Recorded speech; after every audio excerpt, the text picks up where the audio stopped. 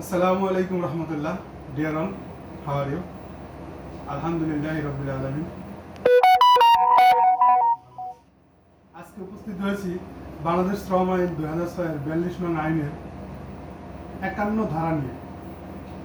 ধারা 51 তে কি বলা আছে? ধারা 51 তে বলা আছে পরিষ্কার এবং পরিচ্ছন্নতা। প্রত্যেক প্রতিষ্ঠানের ভিতরে বাহিরে ফ্লোরে সিঁড়িতে যত আবর্জনা ময়লা আছে সবকিছু পরিষ্কার পরিচ্ছন্ন রাখতে হবে।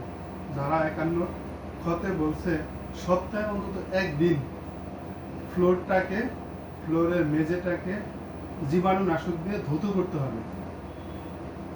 গতে বলা আছে উৎপাদন প্রক্রিয়া কারণে কোনো মেঝে এমনভাবে ভিজিয়া যায় যে ইহার জন্য পানি নিষ্কাশনের প্রয়োজন হয়, সেক্ষেত্রে পানি নিষ্কাশনের উপযুক্ত ব্যবস্থা অবশ্যই রাখতে হবে। গহতে বলা আছে প্রতিষ্ঠানের সকল অভ্যন্তরীণ দেওয়াল, পার্টিশন, ছাদ, সিঁড়ি, যাতায়াত পথ এগুলো যদি অভ্যন্তরীণ রং করার প্রয়োজন হয় তাহলে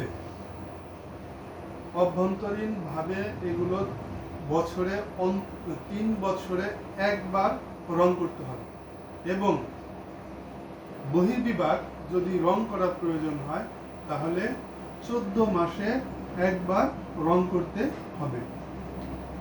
এবং উপধারা 3-এ বলা আছে এই যে রং কার্যক্রম করলো এগুলো অবশ্যই রেজিস্টার খাতায় লিপিবদ্ধ করে রাখতে হবে। ধন্যবাদ সবাইকে।